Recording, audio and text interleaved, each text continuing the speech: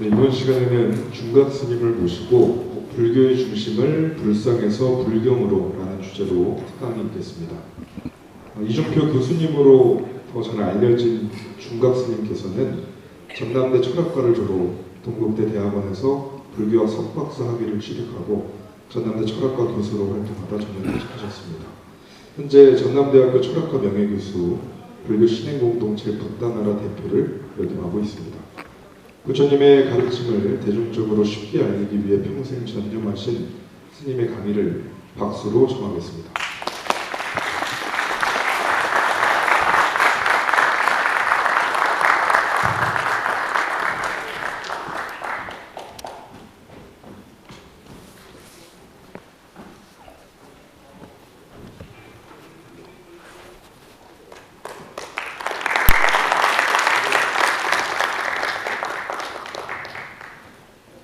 안녕하십니까.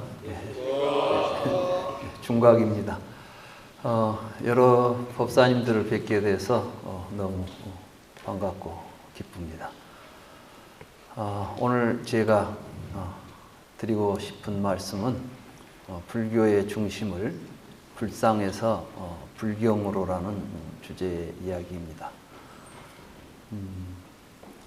저는 처음 불교를 고등학교 2학년 재학 중에 불교 법문을 처음 들었습니다. 그리고 그때 굉장히 큰 감명을 받았습니다. 제가 그때 들었던 법문은 주제가 이제 일체 유심조다.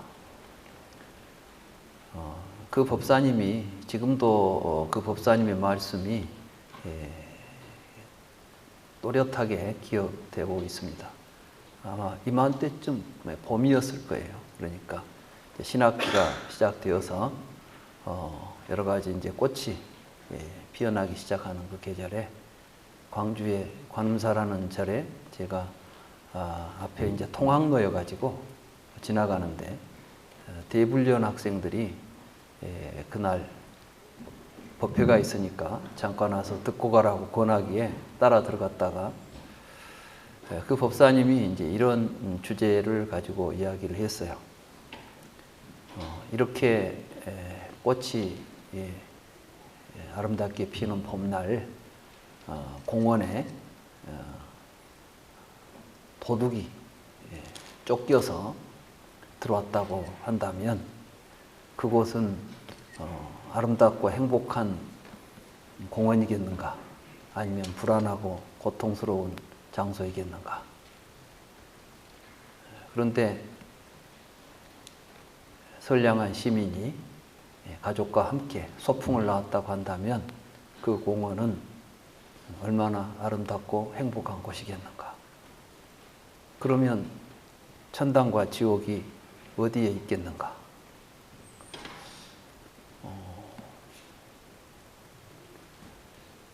지금 꽃피고 세우는 아름다운 공원이 어떤 사람에게는 불안하고 고통스러운 곳이라면 어떤 사람에게는 이곳이 행복하고 안락한 곳이라고 한다면 과연 천당과 지옥을 결정하는 것은 우리가 살고 있는 땅인가 마음인가? 그 이야기를 들었을 때 너무나 당연한 이야기지 않습니까? 이게 뭐 어려운 이야기도 아닌데 우리가 행복을 구하는데 이 진실 말고 또 다른 게 있는가? 사실 저는 이제 학교 다니면서 별로 학교에 적응하지 못했어요. 일찍 가출을 밥 먹듯이 하고 거의 1년의 절반은 학교 바깥에서 지내는 그런 학생이었는데 그 이야기를 듣고 그럼 내가 왜 방황했는가? 사실 학교 다니면서 의미를 몰랐어요. 왜 공부를 해야 되는지. 보니까 공부를 하는 목적이 어린 내 생각에 돈 벌어서 잘 살려고 하는 것 같은데 돈 벌고 잘 살려면 지금부터 내가 나가서 돈 벌면 얼마든지 잘 벌 것 같은데 여기 앉아서 이거 하고 있다는 게 뭐 나에게 의미가 있는가? 재미도 없고 의미도 없고 돈벌이가 목적이라면 얼마든지 달리도 돈 벌 수 있는데 내가 이 학교에서 이 고통스럽게 하기 싫은 공부를 하면서 지내야 되는가, 막 이런 여러 가지 생각들이 이제 있었고, 그래서 뭐 한 학기, 그러니까 내 학창 시절을 돌이켜 보면 가을이 되면 나는 학교에 없었던 것 같아요. 그러니까 이제 여름방학 끝나면 바람이 나가지고 도망가 버리고 없었던 이런 이제 세월을 보내다가, 아, 우리가 구해야 되는 게 밖에 있는 게 아니라 나 자신의 마음이었구나, 이런 이제 생각을 그때 했어요. 그래서 이 공부를 한번 해봐야 되겠다. 그 뒤로 이제 가출병이 사라지고 열심히 이제 절에를 다녔죠. 그러면서 불교에 대해서 좀 알아봐야 되겠다. 그래서 이제 처음 내가 학교 다니면서 처음으로 도서관을 가가지고 도서관에 뭐 불교 관계되는 책이 있는가 놀랍게도 있더라고요. 그때 내가 이제 처음 뽑았던 책이 김동화 박사가 쓴 불교학 개론인데, 그 책이 굉장히 어려워요. 한문으로 써져 가지고 토만 한글로 되어 있더라고. 그래서 이제 이 책을 읽으려면 한자를 알아야 되겠다. 그래 5편 하나 사가지고 이제 그때부터는 학교에서 그 책 보는 재미로 세월을 보냈습니다. 그러다 이제 너무나 이러한 사실을 가지고 이걸 좀 많은 사람들이 같이 젊은 우리들이 이런 공부를 해야 되겠다 해가지고 광주불교학생회를 그때 창립했고, 제가 처음 회장을 맡아서 소임을 맡았는데, 고등학교 2학년이 되고 보니까 12월 5일 날인가 학생회를 조직했는데, 그때 한 20명 되면 학생회를 만들자고 같이 나오던 친구들하고 약속을 해가지고 20명이 넘게 나오는 날 처음 만들어서 그해 겨울방학 지내고 나니까 한 회원이 60명 정도 됐어요. 근데 학생회는 만들어졌는데 이제 3학년 되면 입시 공부하느라고 도저히 학생회를 일할 수가 없을 것 같은데, 학생회를 만들어 놓고 그냥 또 학업 때문에 그만둔다는 것도 하다 마는 것 같고 다시 1년을 더 다니기로 했습니다. 그래서 내가 이제 다시 2학년을 한 번 더 다니면서 학생회를 회장을 맡았는데, 그해 한 학기 동안에 제가 이제 광주 1고를 다녔는데, 광주 1고의 회원 수가 한 150명, 그리고 광주 시내에 있는 모든 학교에 불교 학생회가 생기고, 그래서 굉장히 활발한 불교 학생 운동이 광주에서 전개됐습니다. 저는 그때 이제 거기에 굉장히 고무됐었어요. 이제 젊은 사람들이 이런 공부를 하게 되면 새로운 세상도 만들 수 있겠구나. 근데 내 자신을 보니까 내가 과연 뭘 깨달았는지, 부처님이 깨달았다고 하는데 나도 좀 깨달아야 이런 운동도 제대로 할 수 있지 않을까. 그래서 이제 어떻게 깨달아야 되나. 우리 이제 막연한 깨달음이었죠. 그래 이제 이야기를 이제 들어보니까 나주 다보사라는 곳에 오화 스님이라는 도인이 계신다. 그분이 많은 선지식으로서 깨달음을 큰 깨달음을 이루신 분이다. 이런 이제 소문을 들었습니다.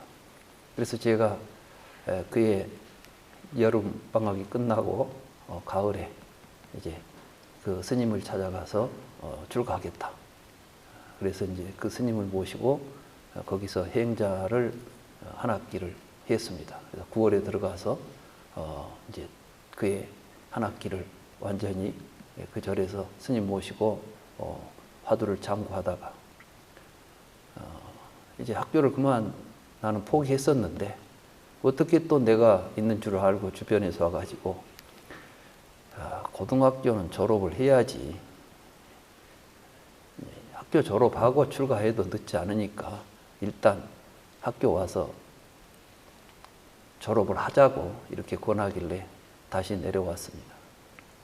그런데 그때 이제 제가 다니던 절의 주지 스님이 불국원이라고 하는 단체를 이제 기획하셨어요. 불국원이 뭐냐 하면 우리 불교가 마을마다 법당을 하나씩 만들고 거기에서 부처님 법을 바르게 펼 수 있는 이러한 조직적인 포교운동을 해야 되겠다. 그걸 목적으로 하는 단체로서 만든 게 불국원이고 그 불국원의 지도자를 양성해야 되겠다. 저에게 이제 나보고 제 첫 번째 지도자 후보로서 출가해가지고 여기에서 나랑 같이 불국원 운동을 하자 이렇게 제안을 하셨습니다. 그래서 저는 조금도 지체하지 않고 고등학교를 졸업하고 바로 그 스님을 은사로 해서 관음사라는 절에 이제 승려로서 생활을 했고 거기 있으면서 이제 어린이 법회, 중고등학생 법회, 대학생 법회 뭐 이런 여러 가지 법회 지도를 하면서 대학 생활을 마치고 80년 광주 민주화 운동 끝나던 해에 이제 제가 그때 우리 관음사에서 스님이 광주에 있지만 서울에 있는 여러 훌륭한 교수님들을 모셔다가 불교학을 제대로 공부해야 된다 해가지고 광주에 모셔서 불교 특강을 많이 하셨거든요. 그래서 이제 동대 교수님들의 강의를 모두 들었는데 그때 고익진 교수님이 오셔가지고 아함법상의 체계성 연구라는 당신의 석사 논문을 가지고 특강을 일주일 하셨습니다. 저는 그 특강을 들으면서 그동안 불교에 대해서 어렴풋이 개론적으로 알고 있던 불교에 대한 인식이 새로워졌습니다. 부처님의 가르침은 모든 교리가 큰 시스템, 체계를 이루고 있으며 그 체계 속에 부처님의 깨달은 내용이 잘 들어있다. 그걸 공부해야 된다는 게 그분 논문의 취지였고 저는 이제 그때 비로소 부처님께서 직접 설하신 니까야나 아함경이라는 초기 경전이 있고 그 경전 속에 부처님의 깨달음의 내용이 녹아있다. 이런 걸 이제 알게 돼서 그분은 논문을 가지고 지속적으로 혼자 공부를 했었는데 그때 고익진 교수님이 동국대에서 교수직을 이제 뭐 여러 가지 이유가 있었겠지만 교수로 임명되지 못한 상태가 지속되니까 고향에 내려와 계셨어요. 그래서 그 교수님에게 이제 찾아갔더니 굉장히 반가워하시고 그동안 제가 공부했던 내용을 선생님과 같이 토론하고 하는 가운데 80년에 동대 교수 임용이 되어서 올라오실 때 저에게 같이 올라가자고 권해서 제가 선생님을 따라 올라왔습니다. 그리고 이제 그 선생님과 같이 제가 선생님을 모시고 대학원에 진학해서 다니는 과정에 어찌 되다 보니까 절집하고 멀어져서 이제 나온지 안 나온지도 모르게 이렇게 이제 석가로 튀어나와서 그동안 이제 거기에서 대학원에서 석박사 과정 마치고 또 전대 교수 임용되고 이런 세월을 보내는 가운데 제 가슴 속에는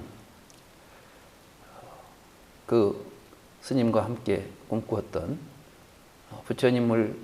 부처님의 가르침을 온 세상에 널리 펴서 부처님의 가르침이 세계의 평화를 가져올 수 있는 이러한 조직적인 불교 운동을 해야 되겠다. 이 생각은 내가 지금까지 살아오면서 단 한 번도 버린 적이 없는 꿈입니다. 그래서 저는 이제 공부하면서 저는 박사 논문으로 아함의 중도체계라는 주제를 가지고 부처님께서 깨달으신 내용은 중도다. 그 중도는 굉장히 광범위한 철학적 함의를 가지고 있다. 거기에는 존재론, 인식론, 가치론이라고 하는 철학이 목표로 하는 모든 주제가 그 안에 녹아 있고 그것이 하나의 시스템을 가지고 완벽한 철학 체계를 가지고 있다. 저는 이제 철학과에 진학해서 철학을 공부했기 때문에 불교가 철학적으로 어떤 내용을 지닌 것인가에 관심을 가졌고, 놀랍게도 제가 읽어낸 부처님의 가르침은 철학이 지금까지 목표로 했던 진리 그 자체를 부처님이 가장 완벽하게 잘 구현해냈다는 사실이었습니다. 서양 철학 어느 누구도 넘보지 못했던, 항상 문제가 해결되지 않고 거기에 머물렀던 여러 주제들을 가장 완벽하게 잘 해결하신 분이 부처님이다. 다시 말해서 진정으로 진리를 깨달아서 가르치신 분이다. 이건 제가 철학자로서 부처님의 가르침을 보고 공부하면서 깨달은 사실입니다. 그런데 제가 아함의 중도 체계라는 논문을 쓰면서 느꼈던 것은 불교가 너무 많이 왜곡되어 왔다는 것입니다.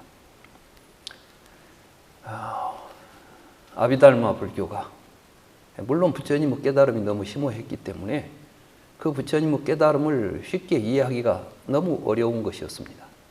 특히 연기, 공, 무와 중도 이런 것들은 사실은 우리가 언어적인 어떠한 논리학을 통해서도 논증할 수 있는 내용들이 아닌 것입니다.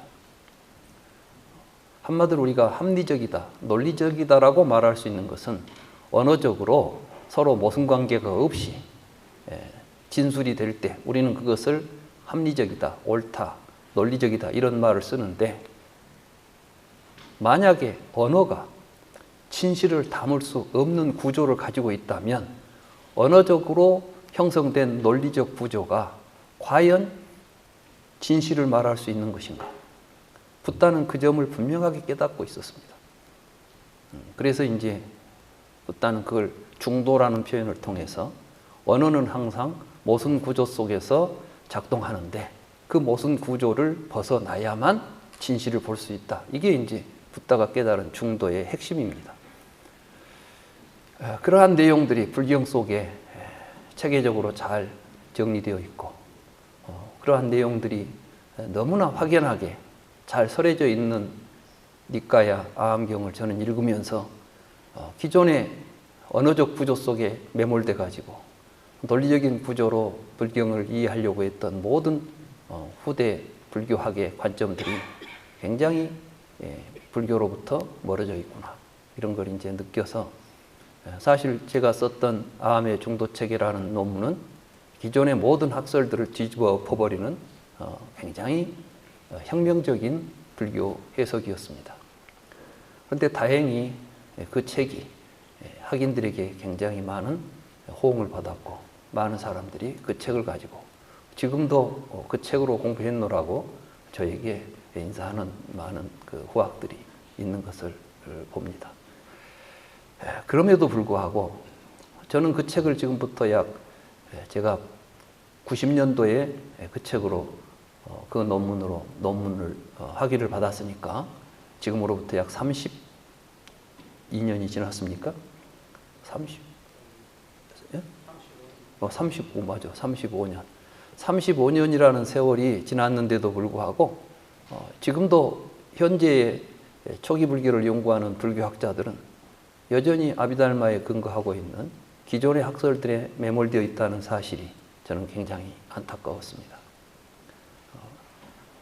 35년 전에 이미 새로운 이야기를 하고 있으면 그 새로운 이야기를 좀 귀담아 듣고 그걸 가지고 그러한 시각으로 새롭게 부처님의 말씀을 이해하려고 하는 시도가 아니라 옛날에 해오던 식으로 답습하고 있는 이러한 태도들, 그리고 그것으로부터 어떠한 실질적인 깨달음도 얻지 못하면서 언어적 구조 속에 매몰되어 있는 현실을 보면서 저는 상당히 실망을 했습니다. 저는 이제 처음에는 불교학 연구회를 만들고 그 불교학 연구에서 학자들과 함께 이런 새로운 불교에 대한 창의적인 연구를 좀 해보고 싶었는데, 저는 그 학회 활동을 통해서 느낀 게 학자들이 그렇게 창의적이지 못하다는 사실이었습니다. 이미 기존에 있는 지식들을 배우고 기억해서 그걸로 자기 자산으로 삼고 있다는 데 대해서 새로운 이해를 위한 노력들이 없다. 과연 이런 학교 활동이 무슨 의미가 있을 것인가? 저는 이제 그런 것에 대해서 많은 회의를 하게 되었고, 그럴 바에는 차라리 정말 이러한 법을 원하는 사람들에게 직접 내가 이 이야기를 전해야 되겠다. 이런 생각에서 그 이후로는 논문보다는 이제 저술을 통해서 책을 쓰게 되었고, 책을 통해서 독자들과 만나야 되겠다고 생각했고, 또 그러한 공부를 하고자 하는 사람들을 모아서 원한다면 그들에게 내가 그 이야기를 해야 되겠다. 이런 생각을 가지고 불교 공부 모임을 만들어서 주도했습니다. 그리고 가장 우리 불교계에 시급한 것은 이러한 부처님의 말씀을 누구나 다 쉽게 접할 수 있게 해야 되겠다. 그런데 부처님 말씀이 우리 일반인들에게 전해지는 데는 너무 많은 장애가 있었습니다. 그건 첫째 언어적 장벽이고, 두 번째는 양적 장애였습니다. 우리는 팔만대장경을 자랑하지만 사실은 팔만대장경은 자랑거리가 아니라 골칫거리입니다. 너무 많아서 도대체 불교를 공부하는 사람들이 불경을 봤다고 자신할 수 있는 사람이 없는 거예요. 반야심경 하나, 금강경 읽었다고 해서 내가 불경 읽었다고 말할 수 있겠습니까? 팔만대장경을 다 봐야 비로소 불경을 봤다고 이야기할 수 있다고 한다면 평생 누가 팔만대장경 다 볼 사람이 있겠어요? 그러면 아무도 불경을 보지 않은 상태에서 불교를 공부한다는 이야기인데 이게 무슨 의미가 있겠습니까? 저는 그래서 이제 30대에 이 불경을 하나 만들어야 된다. 불경이 나와야만 불교가 살아날 수 있다. 이런 생각을 가지고 팔만대장경을 열람했습니다. 그리고 팔만대장경을 한 권으로 엮어낼 수 있도록 한번 조직적으로 분석을 해보자. 그 작업을 한 3년 하다가 이건 도대체가 불가능하다. 경전도 많거니와 이거 뭐 3000년 가까이 역사 속에서 만들어진 모든 문헌을 불경이라고 우리는 부르고 있고 그걸 한 권으로 엮어낸다는 것은 가능하지도 않고 어느 순간 나는 이건 필요 없는 일이라는 걸 깨달았습니다. 그리고 이제 제가 전공했던 아함경과 니까야가 실제로 부처님의 말씀이라고 한다면 그리고 이후에 대승불교는 그 이후에 만들어진 후대에 불교인들이 만들어낸 문헌이라고 한다면 그걸 불경이라고 부를 수는 없겠다. 진정한 불경은 아함경과 니까야가 불경이라고 할 수 있지 않겠냐. 이 내용은 좀 정리하면 한 권으로 만들 수 있겠다. 이렇게 생각을 했습니다. 여러분도 경을 보시면 알겠지만은 같은 내용의 경이 수없이 많습니다. 그렇기 때문에 그 중에서 가장 핵심적인 경을 하나 선발하게 되면 그와 유사한 내용들은 생략을 해도 부처님의 말씀에 하자가 없을 것이다. 그리고 또 하나의 경전 속에서도 반복되는 문구들이 많아서 지루합니다. 그래서 이런 반복되는 문구들을 단일한 문구로서 정리하고 여러 가지 다른 이름으로 많이 이야기되는 동일한 내용의 경전들은 하나의 경으로서 정선을 하게 되면 분명히 한 권 책으로 엮어낼 수 있을 것이다. 이런 생각을 가지고 처음에 이제 한문 니까야를 보니까 아함경을 보니까 아함경은 한문으로 번역되는 과정에서 굉장히 의미가 모호해져 버렸습니다. 그래서 한문을 번역해 가지고는 도저히 현대인들이 원만하게 이해할 수 있는 내용의 번역이 안 되겠다. 그래서 저는 이제 다시 니까야를 가지고 해야 되겠다. 그래서 이제 빨리어를 기본으로 해서 경을 번역하고 그 번역을 엮어서 한 권의 책으로 만드는 작업을 해야 되겠다는 것을 제가 2007년도에 미국의 영분연으로 가서 이제 그 구상을 했습니다. 특히 이제 미국에서 느꼈던 것은 미국 사회에서 그 당시 굉장히 불교에 대한 관심이 많고 미국뿐만이 아니라 전 세계적으로 새로운 정신 세계를 갈구하고 있는 시대에 우리가 지금 와 있다는 걸 느꼈습니다. 우리는 서구 근대화를 통해서 물질 문명이 지극히 이제 극도로 발달하고 경제적으로 풍요로워졌는 이제 반면에는 정신적으로 굉장히 궁핍해 있다. 인간의 의식 세계가 굉장히 천박해져 있다. 그것 때문에 우리 현대인들은 물질적 빈곤에서 고통을 느끼는 것이 아니라 정신적 결핍에서 고통을 느끼고 있다. 이건 바로 붓다가 해결하려고 했던 가장 핵심적인 괴로움의 문제다. 그렇다고 한다면 현대 사회에서 가장 현대인들에게 필요한 종교는 불교다. 저는 그걸 확신했습니다. 그렇다면 세계인들이 읽을 수 있는 불경을 만들어야 되겠다.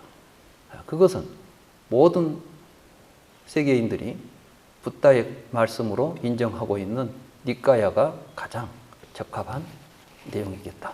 저는 이제 한국에 가게 되면 이걸 번역해서 한 권의 책으로 만들겠다고 생각을 했고 귀국하고서 그 작업을 시작했습니다. 그리고 이제 처음으로 디가니까야를 1914년도에 아마 제가 출판하게 된 것 같습니다. 그래서 그 출판과 동시에 저는 근본불교 연구회라는 공부 모임을 조직해가지고 광주와 서울에서 강의를 시작했고, 그걸 이제 소식을 듣고 사람들이 모여들어서 지금까지 약 10여 년 동안을 그 공부 모임을 진행하고 있습니다. 그리고 그걸 강의하면서 이제 제가 책을 번역하고 그 번역한 책을 가지고 강의를 시작한 게 처음에 디가니까야, 마찌마니까야, 쌍유따니까야, 앙구따라니까야 이렇게 이제 매년 계속해서 책을 번역해 낼 때마다 그 책을 가지고 쭉 공부를 해오는 가운데 상당히 조직이 커지고 그래서 이제 근본불교연구회를 붓다나라라고 하는 사회단체로 이름을 바꾸고 그 작업을 좀 더 확대했습니다. 그래서 이제 자발적으로 부산, 대구, 울산 뭐 이런 곳에서 자기들도 모여서 공부를 하고 싶은데 자기들이 모이면 와서 강의를 해줄 수 있겠는가. 그래서 모이는 여러분들이 공부하기 위해서 모이는 곳이면 어디든지 가겠다. 그래서 자발적으로 지회가 형성되어서 지금은 붓다나라가 광주, 서울, 부산, 대구, 울산 이렇게 5군데 조직이 있습니다. 그건 제가 만든 게 아니라 각 지역에서 제 강의를 듣고 이 강의를 좀 더 체계적으로 함께 공부하고 싶은 사람들이 자발적으로 만들어서 조직한 단체들입니다. 그러면서 이제 그동안 제가 작업했던 작업들이 이제 모든 니까야의 번역이 다 끝났습니다. 그래서 이제 쌍유따 니까야, 앙구따라 니까야, 그리고 담마바다, 수타니바다, 그리고 이제 율장의 마와카와 쫄라와카 속에 부처님의 어떤 행적을 뽑아서 다시 인간붓다라는 책으로 냈고 그 책을 그곳에 다시 엮어서 지금 여러분들에게 드리는 불경 속에 한 권에 담은 것입니다.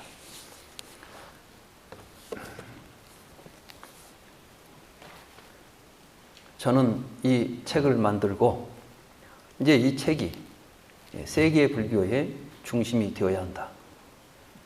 감히 말씀드린다면 부처님의 중요한 설법을 하나도 빼지 않았다고 저는 자신합니다. 그래서 이 책을 이제 세계 각국어로 번역하고 세계의 모든 사람들이 마치 기독교가 성경을 하나의 통일된 성경을 가지고 전 세계가 기독교 신앙을 유지하듯이 전 세계의 불교인들은 이 불경을 중심으로 해서 각각 자기들의 환경에 맞게 불교 공부도 하고 사회도 만들어 갈 수 있을 것이다. 저는 이런 이제 기대를 가지고 이 불경을 지난 10월 1일 날 처음 이 책이 발행됐습니다. 그리고 벌써 한 5개월 지난 것 같습니다. 책은 사람들이 상당히 기대했던 책인 것 같습니다. 그래서 호응도 좋고. 근데 저는 이제 이 책을 어떻게 세상에 펼 것인가, 세상 사람들에게 어떻게 이 책을 널리 알려야 할 것인가, 이것에 대해서 지금 고민하고 있습니다. 무엇보다도 이 책은 이제 젊은이들에게, 말하자면 앞으로 이 세상을 살아갈 이 세상의 주인이 될 사람들에게 읽혀야 되겠다, 이런 생각을 이제 하고 어떤 방법으로 이 책을 젊은이들에게 보급할 것인가를 고민했습니다. 그래서 이제 처음에는 뭐 북 콘서트를 열어가지고 세상을 세계 우리나라를 큰 도시를 돌아다니면서 이 책을 나누어주고 또 젊은이들에게 함께 인생에 대해서 논의하고 그에 대한 해답을 불경 속에서 찾도록 하고 뭐 이런 작업들을 해야 되나. 그런데 북 콘서트를 연다고 해서 사람들이 많이 온다는 보장도 없는 것이고 굉장히 막막했다가 젊은이들이 모여있는 곳을 가면 되겠구나. 내가 모을 것이 아니라 모여있는 곳으로 가면 좋겠다, 이런 생각을 했어요. 제일 많이 모여있는 곳이 군대더라고. 그래서 그렇다면은 군법당에 이 책을 보내는 것이 좋겠다. 그래서 군 법사님들이 이 책을 가지고 젊은이들에게 불교를 전할 수 있는 시스템을 갖춘다면 얼마나 좋겠냐, 이런 생각을 저는 했습니다. 그래서 이 자리를 만들어 달라고 제가 교구장 스님을 찾아가서 제 뜻을 이야기했는데 교구장 스님께서 굉장히 반가워하시고 그런 자리를 이번에 이런 기회가 있으니까 한번 만들어 보자고 했습니다. 그래서 오늘 이 자리를 갖게 됐습니다. 교구장 선생님께 큰 박수 좀 부탁드립니다.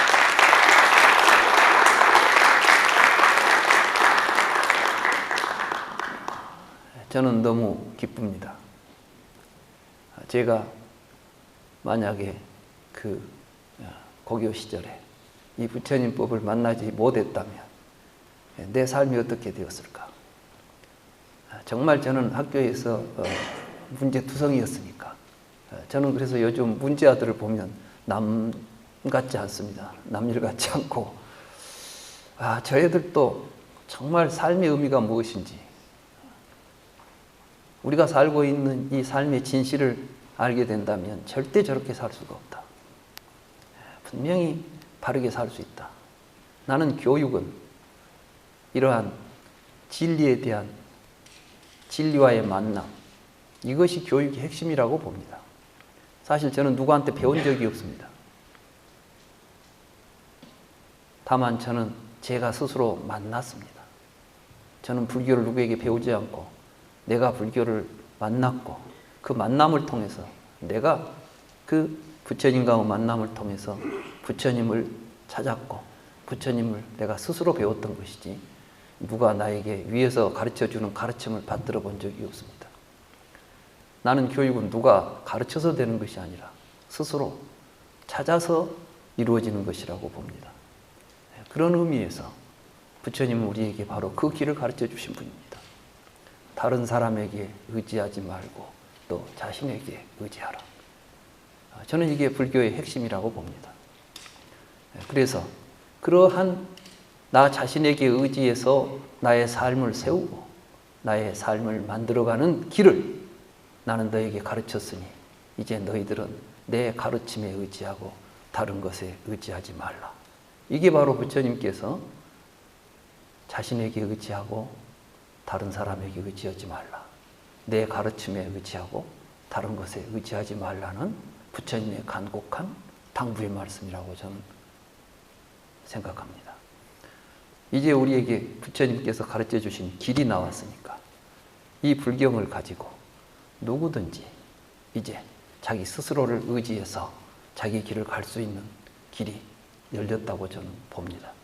이 길을 우리 인류가 함께 간다고 한다면 지금 우리 인류가 겪고 있는 여러 가지 갈등, 불안, 투쟁 이런 것들이 다 종식되고 행복한 인류의 삶이 이루어질 것이라고 감히 저는 생각하고 있습니다. 그런 의미에서 저는 이제 군 법당에 이 책을 이제 좀 보급하고 싶습니다. 우선 여러 법사님들이 한번 이 책을 읽어보시고 이 책을 가지고 어떻게 젊은 우리 군인들에게, 군인 불자들에게 이 법을 전할 것인가를 좀 연구하시고 이걸 토대로 해서 법회를 잘 이끌어 가신다면 아마 군 포교에도 좀 도움이 되지 않을까 저는 감히 그렇게 좀 생각을 하고 왔습니다. 그런데 이제 우리 교구장 스님께서 이 책을 보시더만 이건 군인들이 들고 다니기에는 전투력이 저하가 돼서 안 된다 이거 들고 다니면 무거워서 어떻게 훈련 받으면서 이거 들고 다니겠냐. 좀 가볍게 좀 더 양을 좀 줄여가지고 쉽게 접할 수 있도록 이런 게 필요하지 않겠냐 그러시더라고요. 제가 맞다. 이제 이게 있으니까 이 중에서 다시 알갱이를 줄이고 젊은이들에게 필요한 내용을 다시 좀 정리하게 되면 이보다 더 얇고도 좋은 책을 만들어낼 수가 있겠구나. 그래서 지금 이제 그 고민하고 있습니다. 이걸 어떻게 해서 우리 군인들이 쉽게 들고 다니면서 언제든지 뭐 훈련에 전투 중에라도 품속에 가지고 있다가 시간 날 때 한 번씩 읽어보고 힘들 때 읽어보고 뭐 이런 좋은 책을 하나 다시 한번 써야 되겠다. 지금 우리 교구장 스님이 저에게 좋은 또 일거리를 하나 주셔가지고 저는 지금 이제 그걸 하고 있고 그게 만들어진다면 정말 전국에 있는 모든 군인 불자들에게 다 한 권씩 가질 수 있는 이러한 불경 보급 운동도 종단 차원에서 또는 우리 불교계 차원에서 전개할 수 있지 않겠는가 이런 생각도 좀 하게 됩니다. 그래서 아무튼 오늘 저는 여러 법사님들과 함께 앞으로 이제 젊은 청년 불자들을 위한 포교를 군 법당을 통해서 어떻게 할 것인가에 대해서 함께 논의하고 싶고 언제든지 그런 문제들에 대해서 같이 이야기하고 싶습니다. 그리고 저를 필요로 하신다면 법사님들이 원하는 곳에 제가 시간이 된다면 반드시 가서 여러분들과 함께 군포교에 힘을 보태고 싶습니다.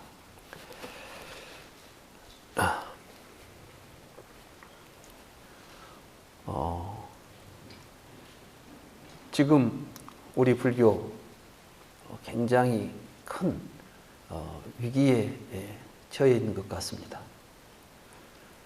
얼마 전에 신문에 보니까 뭐 30%가 사찰과 성직자의 수가 30% 감소했다더라고요.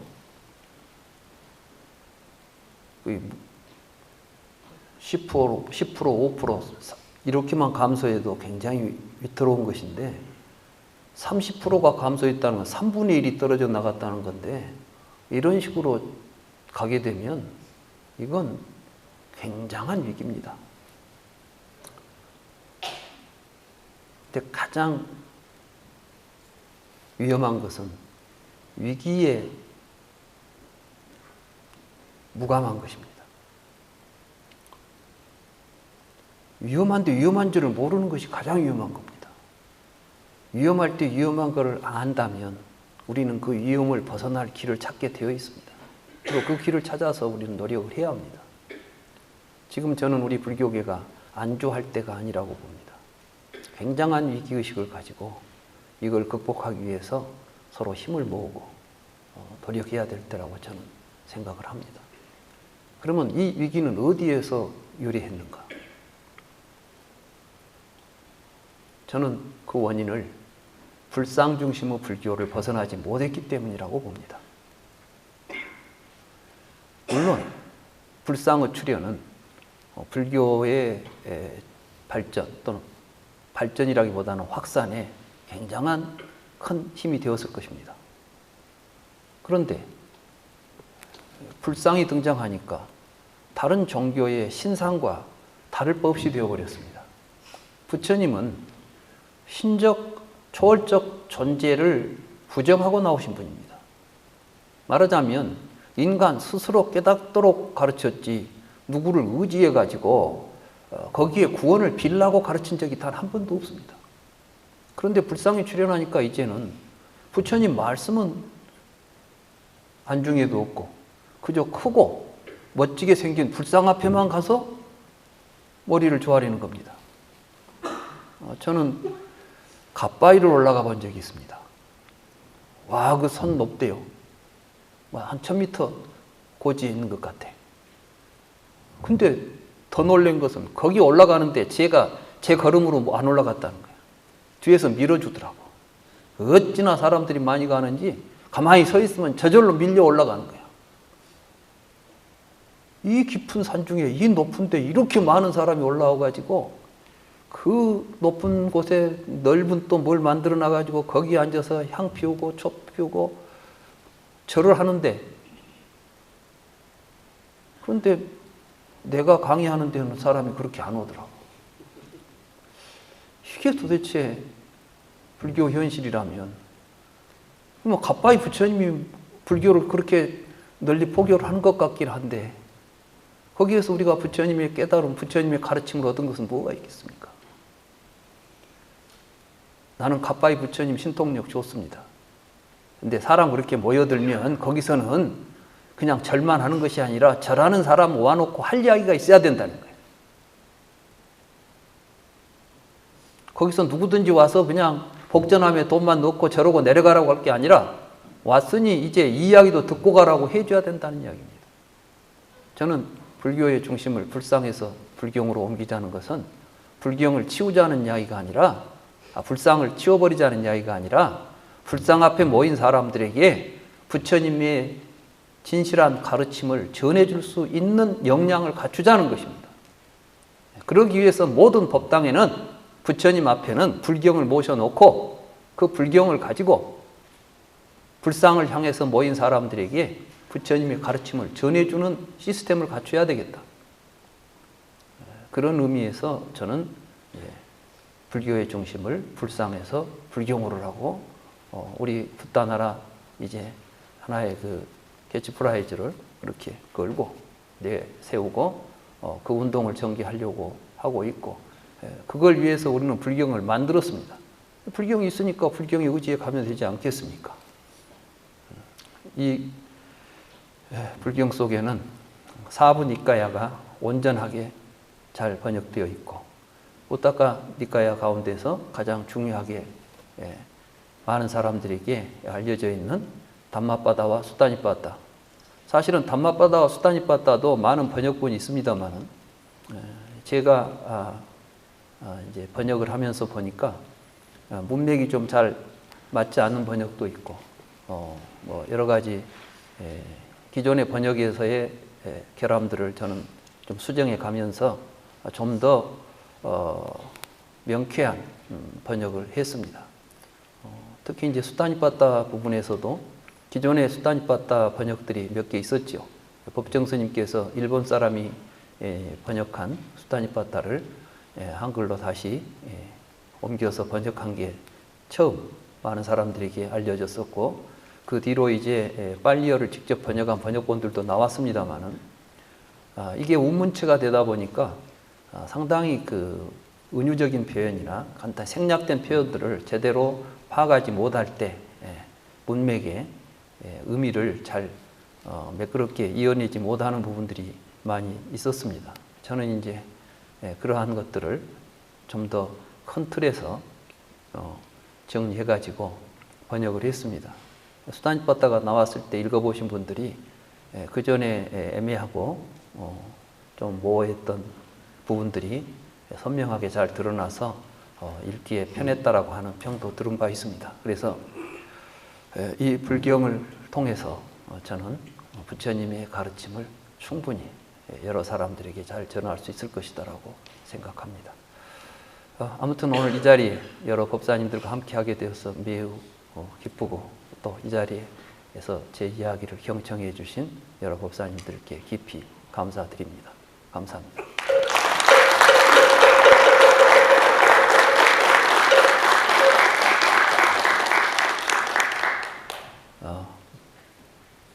분명히 이제 제가 느끼기에도 군 법당에서도 상당히 많은 그 어려움들을 느끼고 있으리라고 봅니다.